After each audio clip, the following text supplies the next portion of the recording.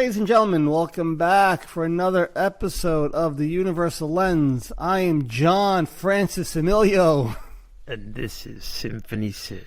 Again with Symphony Sid? You gotta come up with something new. Symphony Sid is fucking awesome. Yeah, you gotta come up with somebody new. Alright, I'll come up with somebody new. I've never done Mickey Mouse. Oh, I could do Goofy. Get the hell out of here. Really? Yep. Hello, Mickey. Oh, boy. Oh my god, that's good. Hiya, pal. That's pretty good. You're my pal. He sounds a little, M-I-C. See you real soon. Oh my god. K-E-Y. See, Why? we're a children's show also. Because we love you. My kids used to love Mickey Mouse when they were younger. Dude. Mickey Mouse Clubhouse, love that show. I've always been a big Goofy fan. I love Goofy. Love Goofy. We used to play around with the kids where Mickey... Goofy and Donald. Mickey... That's pretty good. Mickey would call my kids on the phone, and they would love it. Where would they call him on the phone? So I'd be Mickey on the other side. Oh, really? That's great. Because you can't see... No, you can't, but that's great. But, imagine you're holding a phone, you're a kid, and Mickey Mouse going, That's Hello? great. Hi. That's pretty good. I'm saying that's pretty. I used to do a good Mickey when I was younger. I don't know if I could do it anymore. Like, I do more the Goofy and the Donald, but, Is that my pal, John? Oh, boy. It's great to hear from you. You're my pal. How you doing, kid? See, you get a little bit of everything on our show. nah, and it was great. It was And great. they And then probably- when they realized it was me, they were like, okay, do it. Do it, Dad. Yeah, Do it, yeah. do it, do it, do it. My kids used to do it when I was younger. They used to love when I used to do voices and sound effects. Oh, my God. But as we get older, Yeah. they don't give a shit about that crap anymore. Yeah, no. Now they don't fucking embarrass Yes, me. Dad, that's so cringe. Yeah, that's hard. Dad, that's cringe. I'm like, what the fuck is cringe? Cringe? That's so cringe, Dad. I mean, You're cringe. I'm the definition of cringe. You're cringe. Every time I tell a dad joke, it's Dad, cringe. that's a dad joke. Dad, don't do that. Yeah. Oh my God. I'm like, this shit. You used to laugh at this crap 5 years. Like 5 years ago, I was like God to you. I was like, oh my God, Daddy, you're the best. You're so funny. Aha. Now it's like, oh, please stop it. I don't know. There's a commercial. I forgot what it's for some medication where there's a guy in a red Speedo, an older dad. It's like some sort of eczema cream or psoriasis cream, something like that. Anyway, he went. Like I guess his rash is going away, and he's not like a Calvin Klein model. Let's just say that. Right? He's a dad bod. He's a dad bod, and he comes out with his red Speedo, and my daughter sees that commercial. She's like, "Oh my God! If you ever did that," she's like, "Oh, like I would have to disown you." And I'm like, "Well, we're gonna go away this summer." I go, "I might just get one of those." My wife doesn't skip a beat. No, you're not. I'm like, why? Yes, I am. I think I would. Why? Why can't I? Because I can't because society says I should not wear that because I'm 45. I'm 45. Oh my God, I'm 48 and I don't have abs of steel.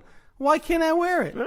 Fuck labels. I don't give a shit. That's right. Yeah. That's exactly I right. won't wear it because I won't want to do it to anybody else around me. But if I wanted to, I mean, and my daughter probably wouldn't come on the vacation if I did. But that's besides the point. that's the kind of joking around I do with my family all the time. But absolutely. I mean, no. All joking aside, at 48. You've seen enough, like 60-something-year-olds, like they'll go out there and they're wearing a Speedo, and I was in Italy last summer. right, and they got they have no issue whatsoever. No, I mean, listen, it is what it is. You want to wear them, knock yourself out. It's us that look at it as I would never do. Well, it's society that creates labels and says that certain things need to be a certain way, and we believe those labels, and we think that those labels are a gospel. Yeah. Not to use a better term, our gospel. And no, you can't do that because why?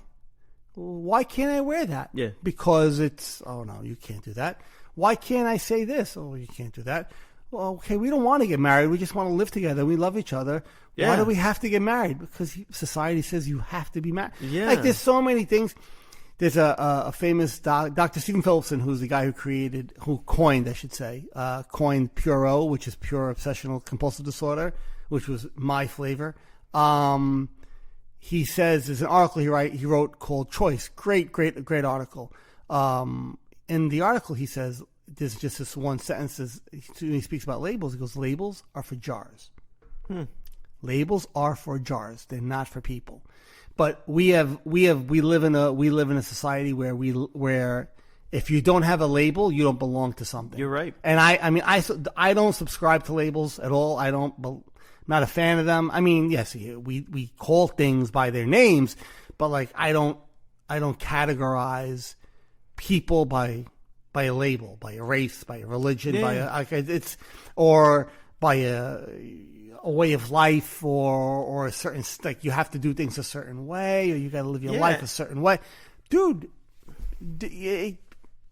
Society isn't the judge and jury, and unfortunately, that's what we've kind of been, I don't know, brainwashed, or we've kind of been conditioned to think that, well, if society doesn't approve, it's wrong. And unfortunately, people bring their kids up like that. No, you can't do that. Why? Because society doesn't believe that that's right. I have a conflicting opinion, and this is difficult because on the one hand, I agree with you 100%. Like, why label? Like, we always constantly have to put things in boxes. Oh, you belong in this box. No, I don't have a box.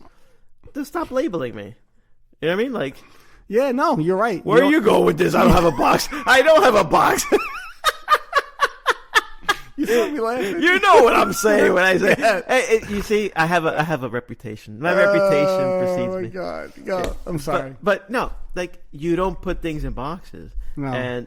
And that's exactly what people want to do to you is, well, you are this or you are the other thing. But at the same time, I must admit, and I don't want to be, what do you call? Oh, because you know me with these. I have a great vocabulary, but for some reason, I forget what the hell I'm putting. I don't want to be hypocritical. Hypocritical. Although I think we have to allow ourselves to be hypocritical because I think it might be human to be hypocritical. Okay, I'm not following you. Well, let me explain. Yes, please. So explain. At the same time, let me explain. So at the same time that I don't like labels, I will admit to you that I would have a hard time, because you mentioned the marriage thing, I would have a hard time that my kids wanted to have kids but not be married and have that structure, like. So I'll pose a question. What structure are you talking about? So the structure, as I see it, is going to be, and I'm not opposed to marriage. Don't get me wrong, not at all. I mean, I'm married, right? I'm not opposed to it. I mean, I would like to see my kids get married and all that stuff. But the structure you're talking about is a father, a mother, children, family values, a structure in that family. The marriage part, is it could be either a religious or a legal thing, but it has nothing to do with the. So I'm not married. So a man and a woman aren't married, but they have children. That's their father. Doesn't matter if they're not married. It's their father. I'm on board. 100%. Yeah, the family value doesn't change there. I'm on board. The marriage is something that was created years ago, and there is it. Look, I'm not knocking marriage. I think there's definitely a place for it, and it does create family structure, and it does promote good family values, and I'm all for that. When I use that as an example before, it's more as where there are people who are younger who, before they get married and rush into marriages and things like that, maybe they spend a little time together. Maybe they move in together for a while, and they don't get necessarily married right away, and they just live life. Then if it evolves to that, that's great. That's beautiful. Where I think back at, it was kind of frowned upon if somebody's with somebody, aren't you going to get married, or you're not married yet? But they're all just labels put on by society that you have to live. And we're just kind of poking on marriage for a few minutes here, that you have to live your life this way. No, that's I agree with 1,000% of everything you said. Matter of fact, I'm the guy that always used to say, what do you really need to get married for? I used to say, I'm not. Again, I'm not against marriage. I'm pro marriage, but I'm just using that as an example. Yeah. But hypocritically speaking, I'm pointing out my own hypocrisy, where I think I'd have a hard time if my daughter was with a guy and just decided, yeah, we're gonna have a kid. I'm like, you're not married. I mean, Because I think a lot of that is just because of the way you've been brought up. yeah, It's your conditioning, and again, no doubt about it. there's nothing wrong. This isn't a right or wrong situation. This is a what works for you situation. You're right. Yeah, but getting back to the whole label thing, I mean, just take that and put it with anything else. How we're labeled as, and that label, the labels that we give people creates identities for them in those situations. Now, if you label somebody as, oh, you're a depressed person, I'm labeling you as depressed. Now, if you believe my label that I'm giving you, you're going to identify with that and go, I am a depressed person. Now you're living your life according to a label that someone in society gave you.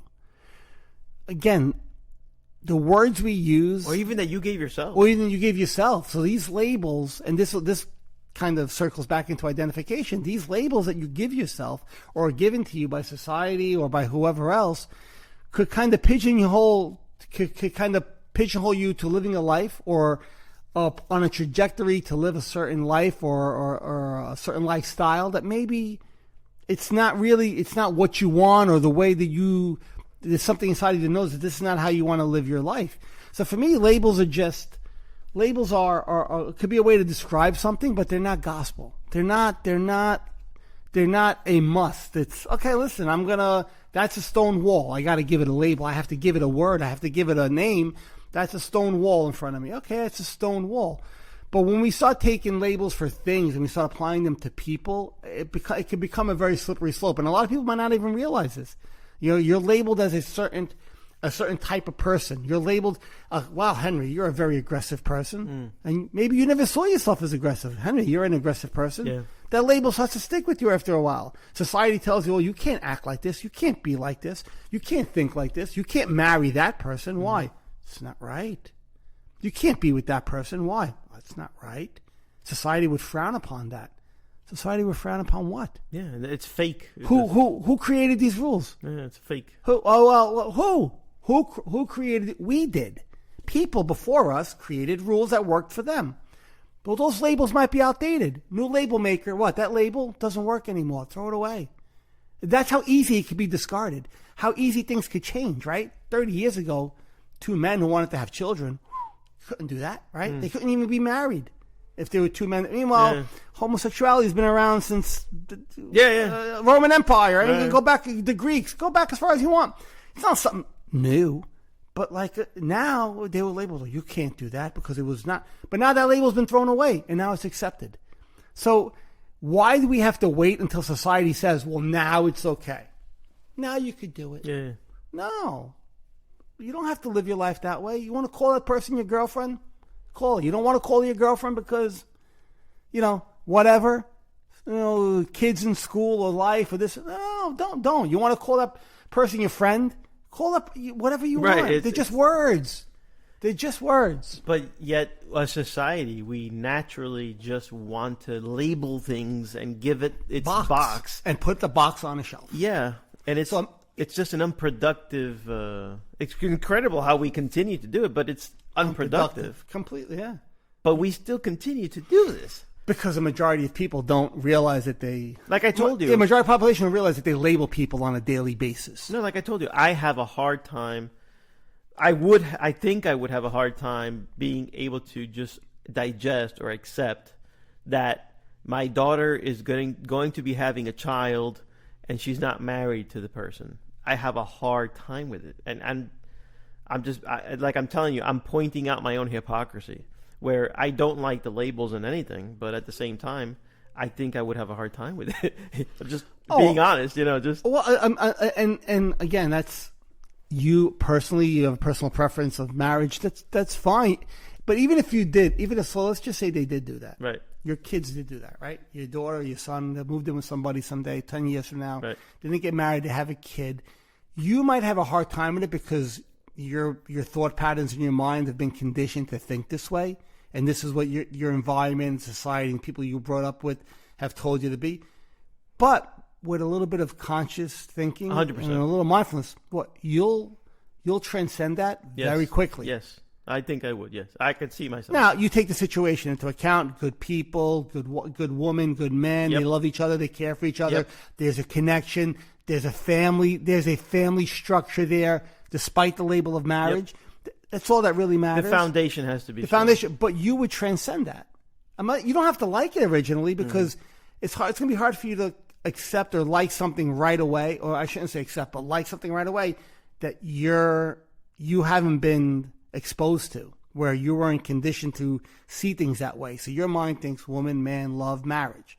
Woman, man, love, marriage. So when that hits home, it's a little bit different. It'd be the same way like mixed racial, right? Yeah. Where 30, 40 years ago, maybe it was, people will be like, oh, wow. Well, even before that, because whatever the time frame might be, those labels there. But if you had conscious, aware, mindful people, parents, and somebody brought a kid home, or you brought a boyfriend or girlfriend home, which was from a different race or religion, a mindful parent, a mindful person would transcend that label immediately and look at the person. Oh, you remember Mama Millie and my mom? We talked about it last in 2 episodes ago. 2 episodes ago. Mama Belcher was no joke. so they were, because they lived their life by these labels. So these labels are, and I try to tell my kids, it's something I've always kind of spoken about in my house, is I hate labeling things.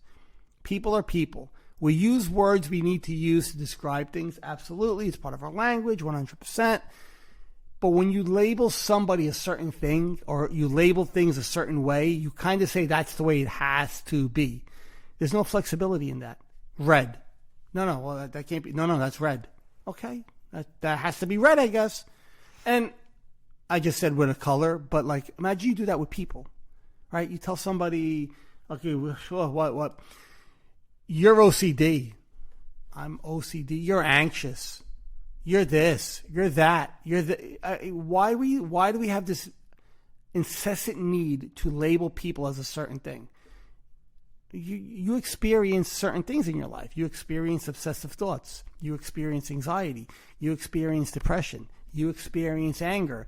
You're not an angry person. You're not a sad person. You're not you're not OCD. You're not anxious. You're experiencing those things. So to take it back to the mental health aspect, when people label themselves, or we label them as certain things, you kind of take on that identity, and now all of a sudden your mind believes it, and it comes to fruition. Like, okay, this is what I have to be, right? You don't have that separation. Correct me if I'm wrong. Yeah. Or guide me here. Yeah. Doesn't the practice of mindfulness kind of help you? I'm going to use the word prioritize. Like the practice of mindfulness helps you prioritize basically the importance of certain things. So you realize that the labeling aspect is less important than the happiness of your child. So, for example, as a parent, if I'm a practitioner of mindfulness, yeah. So you heard me say just a few minutes ago how I would be hypocritical, and I would have some sort of issue if my daughter were to be. However, the practice of mindfulness helps me prioritize. So, for example, when you're practicing mindfulness, you're prioritizing your mental health. You may not. Oh, you may know it. Actually, it's done by design. Sure. Where you're trying to let the intrusive thoughts be secondary, as opposed to my primary thought, which is I want to focus on this, as opposed to the intrusive thought. So the same thing, mindfulness practice would help you realize that, wait a minute, why the intrusive thought would be the label that I want to attach to my daughter. But what is priority? My daughter. I want my daughter to be fulfilled. I want my daughter to be happy in her situation. You're able to transcend that original, right? So this is not conditioned thought fitting and move above it. into the box. Yeah. And originally that causes your hypocrisy, but you can quickly overcome your hypocrisy by saying, okay, you know what? I admit I was hypocritical for that moment, but because I'm able to practice mindfulness, I'm able to say, what am I doing? Like, I'm able to quickly see, wait a minute, that's not the big picture. The big picture is the guy she's with is a hell of a beautiful person. Comes from, just look at him. He's a great guy. They love each other so much. They're very happy together. She takes care of him and he takes care of her. This is the same thing, just not having a marriage label or not having the magic ring on the finger that closes the circle. Well, yeah, right? yeah. Doesn't have to be. Here I am talking myself into it, right? Doesn't have to be, because the basics, the foundation is there, and my daughter is again fulfilled and happy. That's what I want. So yeah, I think the practice of mindfulness helps you prioritize. God, does that make sense? Yeah, it does. Prioritize. It does, because you're able to see things through a different lens. You're able to transcend above that conditioned thought. Different lens. Universal lens. It all comes full circle. The universal lens. It always comes full circle. Yeah, no joke. Because again, basically any problem or whatever you can perceive as a problem in your life can be viewed through the mindfulness absolutely lens. If you use the mindfulness lens as a daily practice in how you live your life, like I said, no matter what we talk about here in every episode, it's applicable. It's applicable to everything and anything. And we were just talking about labels. It's very applicable to labels, because labels is where people get stuck. They get stuck thinking like this is who they are. This is how they have to live their lives. One of the first things I dropped when I started my journey were labels. I stopped labeling myself as a certain, I'm an OCD sufferer. No. Mm-hmm. No, because what am I saying? I'm saying that I'm a person who suffers. I'm saying that I'm suffering. I'm creating this identity that I suffer. One of the first articles I wrote for Made in Millions was how I stopped identifying with these things, and I dropped these labels. I dropped them. I experienced certain things that weren't pleasant, but that reframed everything. That mm-hmm. reframed everything. This is from a mental health aspect. It reframed everything. All of a sudden, I'm not believing the thought that this is who I am, that I could actually live life a different way.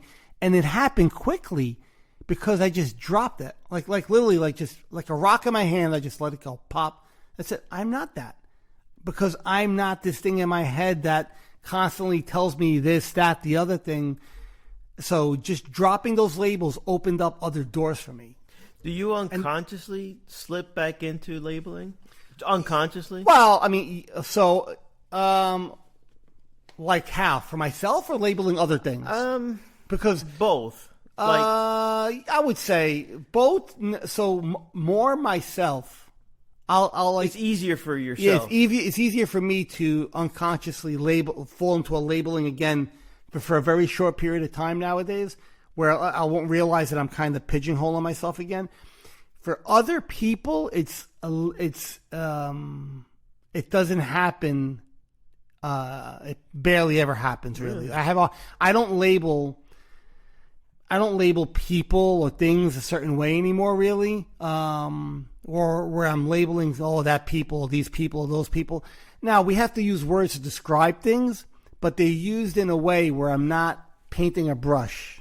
I'm labeling, this is how it has to be. This is the way they are, because when you do that, now you've just taken a big-ass label and gone, that's what that is. And now you don't get to see that event, those people, that whatever it is, for what it actually might be. Because you've already said, no, that's what it is. I've assigned the label to them. That's what they are to me. So now everything that they do, how they act, is going to be perceived through this lens of this is what they are. So with people on the outside, no. With me internally, while it doesn't happen often, unfortunately, yes, once in a while, I do trip. I will have it where I'll get into a mental, a mind stream about a certain topic, and I might not realize I'm labeling myself as something like this, that, or the other thing, but I'll catch it. Nowadays I'll catch it fairly quickly because I'm watching those thoughts kind of ruminate through, and I'll see them as they're happening. Be like, all right, whoa, I see what I'm doing, and it's easier to kind of pull back from it. So, like, the more you reframe, because you mentioned that was a great word, reframe. the more you reframe, do you think you rewire? Oh, you absolutely do.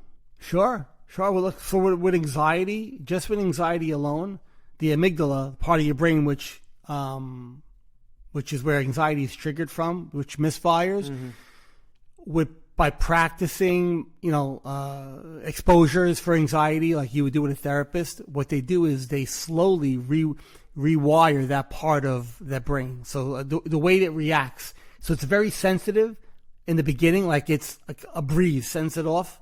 Any kind of stimulus will set it off, where with time, eventually that dulls out and it doesn't trigger as often, doesn't trigger as severe, but it takes a certain amount of work from the person and a willingness to be there, and like we've all discussed, and mindfulness and labeling. Like, it's a plethora of things that would go into it that help rewire that. But you could absolutely rewire. I could guarantee, I could tell you for sure, I've rewired a ton of my old thought patterns aren't there. There's some that are just so ingrained because of whatever reason that they still pop up, but a lot of the other ones have kind of withered away because I just don't identify with them anymore. So you can absolutely rewire. That's crazy. So if you're an anxious person, right, you experience anxiety, doesn't mean you're going to be like that forever.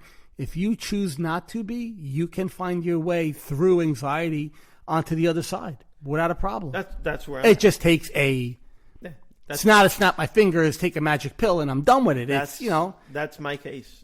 My case. Here I am labeling, but that's my case. Listen, we have to use words, right? That, as you know, that was my deal. Like, I find myself, super high anxiety, and then, you introduced me to mindfulness, and there I am practicing, and I'm like, whoa.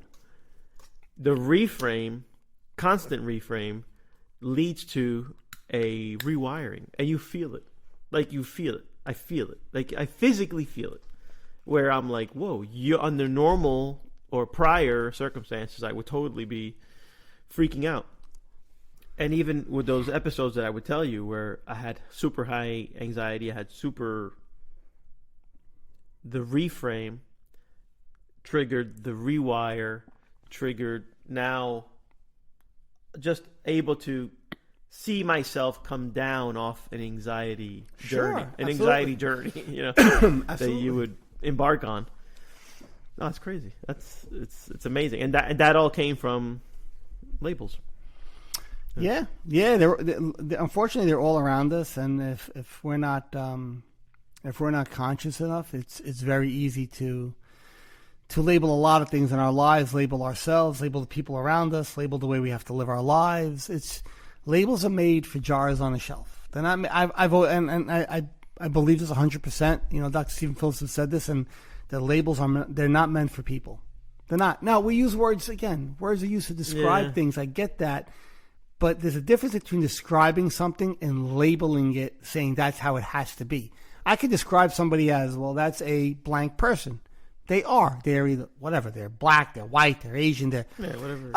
Whatever they are. They're Italian. So we're describing it, but we're not labeling them as a certain type. We're not labeling ourselves as a certain. Where this is how you have to live your life because this is what the label says.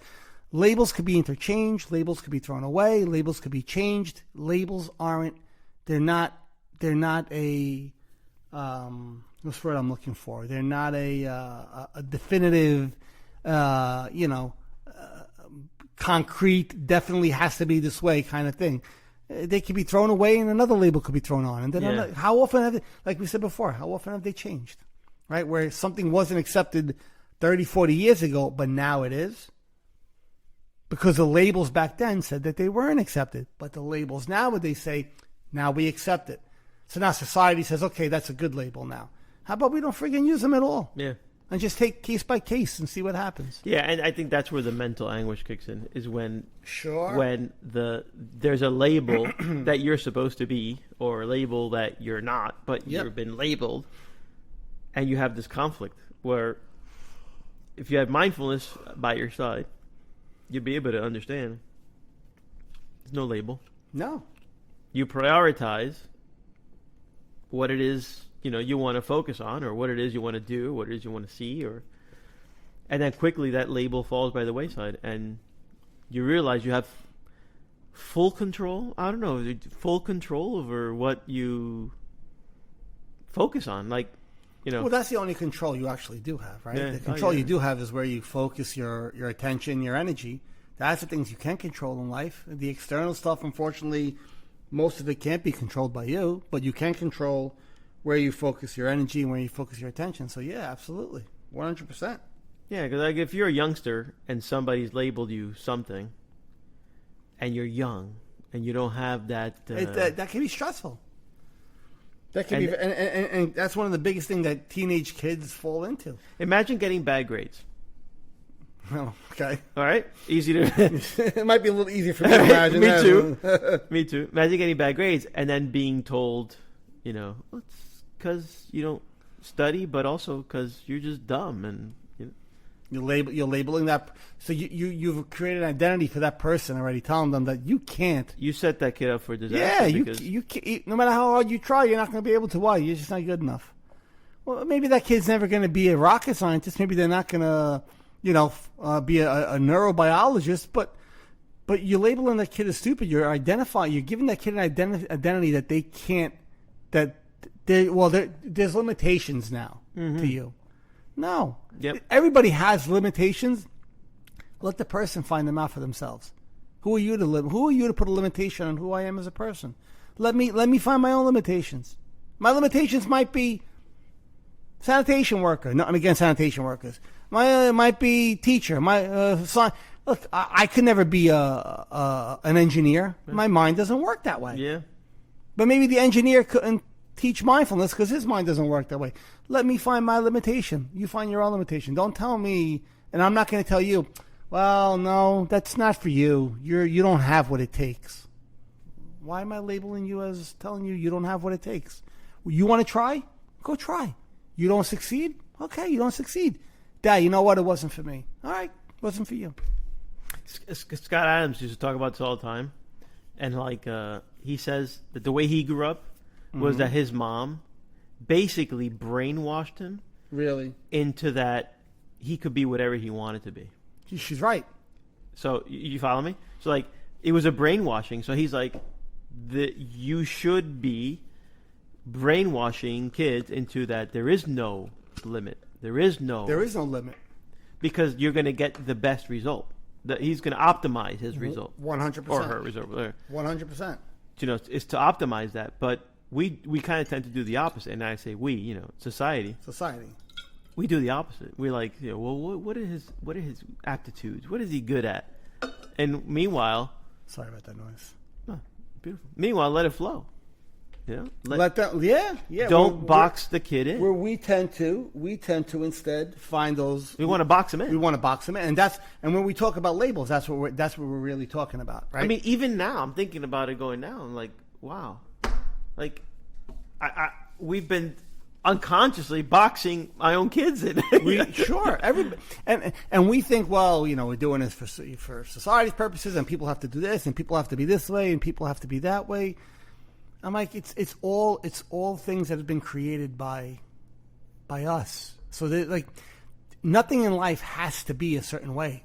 This goes into what I wrote in my book, must, should, have. Yeah, man. Those are words that don't those are words that serve no benefit except for in a sentence where you need to use them. Because when you apply them to people, you must be like this, you have to be like that, you should be like this. Time out. There are ways that is proper for people to act in certain situations. We understand that. But I don't have to be anything. I get to choose how I am. I don't... You must do this. You have to do your homework before you go to bed. You don't have to do your homework before you go to bed. You could choose not to. There's consequences to not doing them, but you don't have to. Right? And that kind of ties into labeling things a certain way.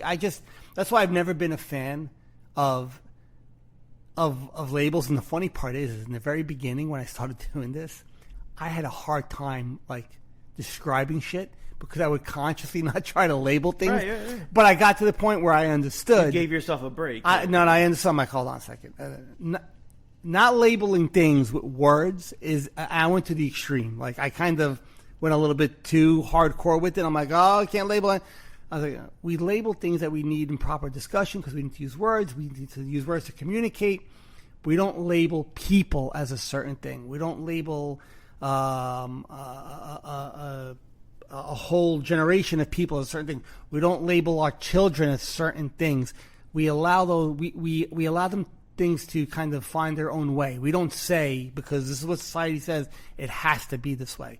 Who says two guys couldn't get married 50 years ago, right? And we use that example. Now they can, because now society says it's okay.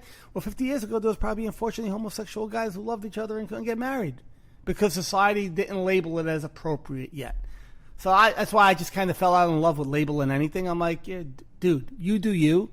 Are you a good person? Are you a conscious human being? Do you have the well-being of those around you in mind? Or are you just self-centered? Like, that's all I care about. I don't care about the other stuff. It doesn't really mean much to me. I kind of look at the person and go, are you going to reduce the suffering of people around you? If that answer ends up is yes, that like the way you act and the way you live your life will reduce suffering of those around you, and be that kind of person, then whether it's that label, that doesn't make a difference to me. I'm reflecting. You know, I'm always constantly reflecting. And you're talking, and my wheels are going. I'm like, bro, it's like, I guess by mistake, you know, we slipped up somewhere along the way as parents, and I don't think we slipped up. I just think we had an unconscious mentality where we thought we knew what we knew, and all we know is what we know, and we never wanted to think above what the intelligent mind knew. Yeah, but like even at home, it's like I have 3 kids, and each of them has a label. Well, I mean, like I have like boy, girl, boy. No, it's like I'm joking. Right, so Alberto's the genius, right? Giovannina's the gymnast, and Cook is the jock. You know, he's the jock, that your typical dumb jock. So he's like in the case of my oldest son, the jock, the dumb jock. For him to get good grades, he's got to climb a mountain. Yeah, but who labels him as a dumb jock? Exactly. Well, hold on, I'm going there. We're getting there. I'm like, so like. I'm intrigued. That label is hurting on one side because you're denigrating his intelligence, but on the other side, I'm a jock, but like that's it. Now he's a dumb jock. So if he's not expected to have good grades, he's not expected to be smart. And Perfect. But here's the best part. Love this. When you take intelligence is a spectrum of many things. Oh yeah. So forget about book smarts. So I have a son who is intelligent in books and you know, math and science. Yeah, I mean, yeah. he will do a number on you. But my other son, who's not as intelligent in math or science, he's got social intelligence that is off the charts. Yeah, where sure. You put him in a room. Believe me when I tell you, he'll have 10 people around him, while my other son might struggle in a social environment. But yet, who do you want teaching the class? That's what we said before, but right, let them find their own. Don't label them. Let them find their own. Let them find their own way. Let them find their own limitations, right? Because we all have, whether it's a physical or intelligent, we all have limitations on the way we're built. But let them find it. Like you said, like Cookie was the jock, and Enrique is Alberto is the nerd. The nerd. Giovannina is just the gymnast, cute, whatever. Cute little girl gymnast. But instead of saying that's who they are, it's Giovannina's Giovannina. Alberto's Alberto. Is Alberto very smart? Absolutely. Yeah. Very intelligent. Is Giovannina great at gymnastics? And she's strong as an ox? And is she a great girl? And I'm sure she's a good... Absolutely. Right. All those things. Is Cookie a good athlete and a strong kid and a social kid and a well-mannered boy? And absolutely. So, but let them find let them figure that out for themselves instead of us telling them that's who they are. Mm-hmm. Like, my son John, is he the smart jock, or is he this? Or I never even had he's always John. Yeah. Like my kids were always John, and Sophia now, like people in my family and friends. Like Sophia's a little bit quieter, right? She's a little bit more reserved, edgier. Like she'll poke you. She's got a little bit of a sass to her with that. And they'll say, "Oh, she's the quiet one," or "She's the that one." And I was like, "No, she's Sophia. That's just who she is." Because I don't want to tell her she's the quiet one, because then she starts believing I'm the quiet one, and that never maybe changes into being the social one. And I'm not saying she has to be social. But yeah, she doesn't have to be. Stunted. I've said no. This is who you are. I was always the good boy when I was growing up. I was so, John, you're such a good boy. If I had a girl, I wanted him. John, you're such a good boy. Like I started to believe I had to live this holy life. And you live up to those expectations. Yeah, I had, okay, maybe those aren't bad expectations to live up to, but like it made me think. So this is what ended up. Oh shit! This is what ended up happening with me. I believed I was this goody two-shoe boys growing up. When I became a teenager, when I went to college, my second year of college, right before I met my wife, I met Julia. I met her in college, but we didn't start going out till my senior year. 2 years, my sophomore and my junior year of college, I got so fed up with being the good boy, I was an asshole for 2 years. I actually flipped the script because I was tired of people telling me, John, you're the good boy. John, you're the good boy. But the good boy gets stepped on. John, you're the good boy. So I became a doormat for people because I thought I had to be the good person. I couldn't speak up. I couldn't do this. I believed everything I was told, and like I had no backbone. Well, then I got so frustrated, I became the opposite. For 2 years, I was treating people like crap. I was dating girls. I wasn't calling them back. Like I became a whole different mentality almost to go against it. And then I realized, whoa, what am I doing? I'm not this either. Man, what year was that? Sophomore year of college. Which put you at what year? 19. I was born in November, so I was either 19 or 20. But like, what year was that physically? 90, 92, 93, 94, 94, 95. 1993? 92 was my freshman year. I graduated high school in 92. So 93, probably 93, 94. So in 1994, Trojan stock hit its all-time high. You ran into that one. Yes. You ran right into that. Yes. Yeah, but I was labeled as a certain thing. Yeah. By everybody, not my parents, by everybody. That I believed I had to be this. I had to be this. I didn't my choice was taken away from me because I was labeled as that. So, and then I ended up finding my way as I got older. But imagine, hey, I'm not going to label you from a young age. Let's figure it out as we go along. You're going to find the kind of person that you are, what you like, where you want to be, where you fit into this thing called society on your own. Yeah. Don't let me tell you about that. And I didn't even think of that story until now. We end up doing our shows, and I think it benefits the youth more than. I mean, I know we did a parenting one the other day, but that's the main target of this. Listen, as much as I want to awaken the 50-year-olds in our lives and the 60-year-olds in our lives, or the 70-year-olds or the 40-year-olds in our lives, I would be much more content with reaching the 18-year-olds, the 15-year-olds, and the 14-year-olds, because they're the next generation. I agree. That could pass that on to the people around them. So it's great waking up the people ahead of us, but if we wake up the people behind us, now we're going to ride that wave even longer, and we keep waking up. It's great to again wake up the people ahead of us also. They hold more power. The younger ones hold more power, because they're the future of everything. So they hold more power. Don't label each other. Yeah. Try to consciously not label your friends. Try to consciously not label even your parents. Don't even label your parents as, "Oh, Dad, you're cringy, Dad." And we do it joking around, and that's all fun and games. But when it becomes a mentality and people believe it and people start living that label because, they told me I'm this, so I guess I am, and now it's all I know. No. Yeah, and here's the best part. So, and I always say this, I say it to everybody, and when I say it, even when I say it, I'm like, wow, this is true. You're closer, so like in the case of our kids, we're closer to our kids having kids than our kids being kids. So, if that makes sense. We're closer to yes. We're closer to our kids having kids than at 19, 20, than them being kids. Absolutely.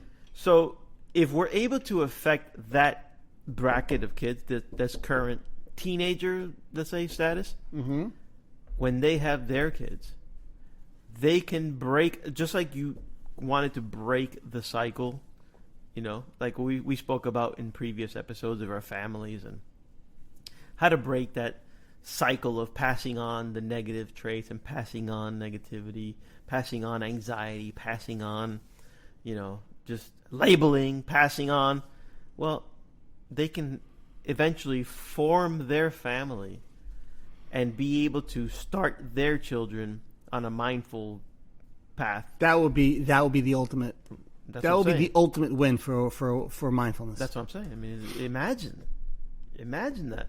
So we always, I always find ourselves that we're without knowing it, we're kind of. Oh, I think we know it. We're preaching to that age. I think we know it. I think it's sometimes people think it's sexier to preach to the older people or the people ahead of you or the more influential people in the world. But I'm always about reaching. I find it more beneficial to reach the ones behind us than the ones ahead of us. Yeah. Because the ones ahead of us sometimes are harder to reach because they're just so set in their ways. It's hard to uncondition their minds. Where the younger ones who aren't conditioned completely yet, it's a little bit easier to make them see life through a much broader lens and to see things a little bit differently and create a better world going forward, man. I mean, that's the only reason I do this. Literally, it's because I would love to just see. I love to see a place where people just treated each other and treated everybody around them with kindness, with consideration. A place where like real communities were real communities, and that only happens one step at a time, and by reaching those younger ones. It's a very utopian. I've been told that. Right. I've been told, John, you're a very utopian way to look at things. I go, yes. But hold on. At least it's a North Star. Exactly. It's not the end game. If I don't game. touch the North Star, but I end up on Jupiter, it's not bad. It's the direction. Right? It's a direction. It's a pointer. Let's go that way. Not bad. Right? Let's go that way. Are we going to get there? That's not the point, but let's go that way. Right? It's not an end game. When it's an end game, well, now the mind is fixated on we must achieve this. It's let's go that way. Let's live that conscious life. Let's live a mindful life. Let's point that way, and you'll benefit. The fruits of your labor are going to show up along the way. So chances are the people that listen to the show are not exactly the youth, although they're not, and most of our listeners probably aren't, especially from the demographics I see from Podbean. No. Although it could be that there's a few. I think it would be, but unfortunately for them, this isn't. But here's what I'm gonna have an ask for anybody listening. My one ask is share the show within your circle. So most of you Zoomers have Facebook, Instagram, whatever. Share our show. It really would help us. Selfishly, we ask because we want to get the show out there. Right? We want to get the show out there. But secondly, again, somewhat selfishly, I'm going to say, put John's book in the hands of a young kid. Put it in the hands of a young kid because I have done that. So I put your book in the hands of my kids because I want them to.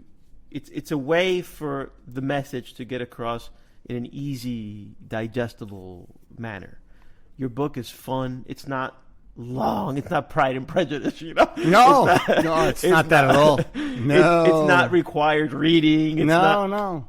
It's a good book about. It's a good pointer for life. It's a really, really It's a nice compass. Yes. It's a nice compass to have in your back pocket when you're navigating life. When you were 17 or 15, 16, you never envisioned the situation where I'm going to have a lot of stress and anxiety later on in my life. You never said that to yourself. You always just, you were living the moment. You were like chilling. But now, as an adult, you ran into a situation where you're full of stress and anxiety and the inability to deal with it. Well, let's fall back on your default way of dealing with it. Well, how your parents dealt with it. That was your example. And that was a tragic mistake. Not because they're bad people. No, I got you. I understood. I agree. 100%. And by the way, I'm not talking to you. I'm talking to me. I'm talking about all of us. Absolutely. And and we continue to make our own mistakes as parents. But the ability to have this mindfulness, this ability to stop, stress, thoughts, intrusive thoughts, and you're able to deal with that, and you're able to deal with it successfully. I mean, it's going to change your everything. Absolutely. But you don't, it's one of those things, you don't know what you have until you lose it. Or you don't know how good something is until you had the really bad thing. Yeah. Right? So we had to go through the really bad thing to really appreciate the good thing. Well, yeah, and I think that's where. And I'm labeling. No, but you're not. No, it's necessary. You're not. Yeah, I mean, and that's not. When we say labeling, I don't think that's not what I'm talking about.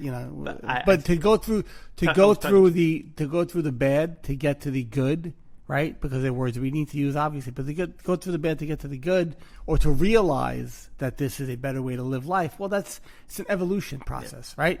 Evolution has pain. Part of evolving is pain.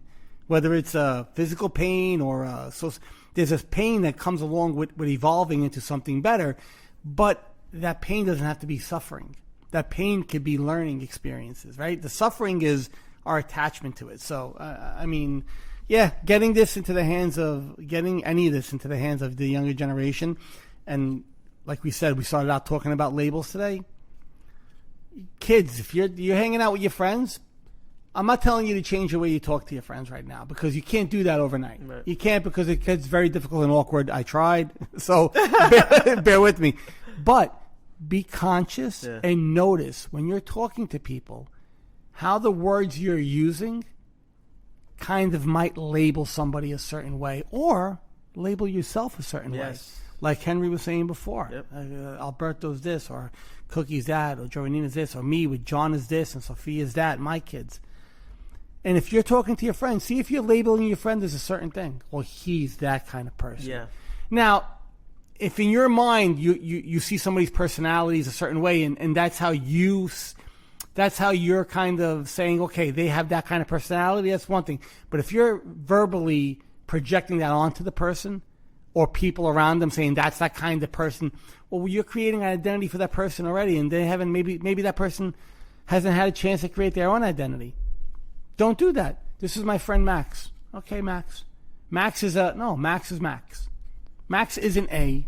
It's a great name. Max could be a nice name, a nice kid. That's great. It could be that's my friend Max. He's a really great. He's a nice kid. We get along well. That's great. Not this is my friend Max and he's this, or this is my friend and they're that, or we have this, or that person's that, or this person's, because that person hears that. And like I said, when I grew up, I was told I was the saint. Yeah. I thought I had to be a freaking saint growing up. Not that there was nothing wrong with being a nice kid, but like I went through a lot of suffering because of that, because I became a doormat for people thinking this is how I have to be. So put your labels on your jars and call it a day. Keep them in your label maker. Put them on your files, your folders, your jars, your mailbox, but that's where they belong. Yeah. Not on people, man. Don't put labels on people. All right? You good? I won't. All right. Jeez, you got to yell at me. No, I'm not yelling at you. I think that's it. So I will label this as over. You're going to label this episode? We're going to label this episode as ending right now. Stop clapping over there. Hey. All right. We finally finished. Two yappy birds. We're 7 minutes shorter than we were last episode. Oh, my God. There you go. Sorry, guys. Sorry. It's hard, man. To close that circle takes a little bit of time, so you got to bear with us sometimes. Is that what we do? We close circles. Close a circle. The circle's got to be, we start one place and it ends up closing that circle. It all comes back, and when it ends, you go, what? Mindfulness. Thank you. Yeah. All right. So, we're good? I think we're good. All right, peeps. Thank you for listening again. Let's do our 2 to 3 minute guided meditation. It's a little Adam Sandler. A little guided meditation. And if you were Victor Potato, it would be a... Meditation. It would be. I had to think about it for a second. Meditation. We're going to do a little 3 minute meditation. All right? So everybody take a seat. However you are, get comfortable. And just start taking some nice, deep, conscious breaths. And And just allow anything that's going through your mind right now, any thoughts, emotions, any feelings, just notice them. Allow them to be there. Don't try to change anything. Just that noticing, and you're going to start to realize that you're that awareness that's there behind it all. Start taking some conscious breaths as I walk us through this. Inhale, let's do the 2 second like we usually do. 2 second inhale, 2 second hold, and a 2 second exhale. Just pay attention to everything around you. If you want to do a little focus on auditory things like your sounds around you, if you hear anything, any noises around you, just notice them. Don't try to label them. Whatever you might be hearing in your house or wherever you are, just notice that sound.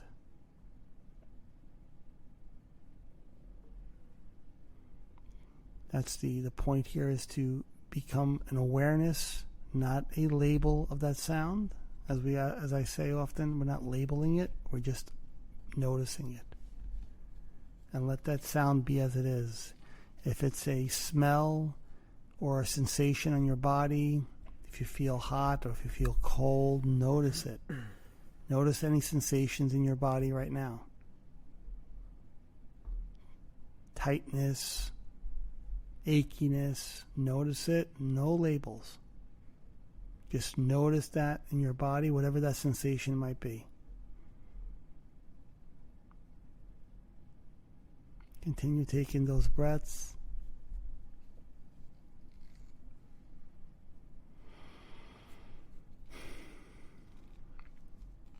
As we drop the labels and we just start to notice that awareness behind it becomes more and more evident to you, you start to really see it and feel it and understand it a little bit better. When you're just the one who's watching and feeling and noticing. Let's take a couple of more.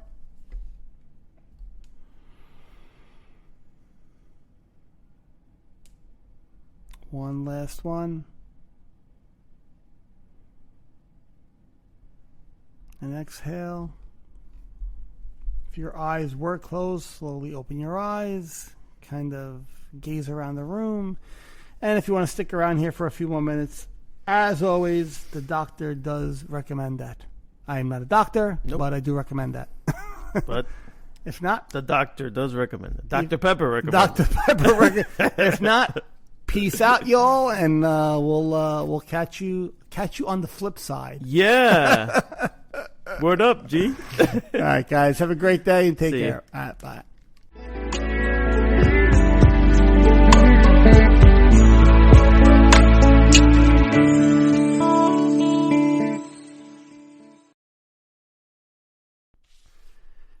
The insights and discussions that we speak about on our show are our own opinions and based on our life experiences. If you or someone in your family or someone you know is suffering and in need of help, please get them that help through medical attention or seeking proper therapy. Again, what we speak about are based on our experiences and not intended to be taken as a form of therapy.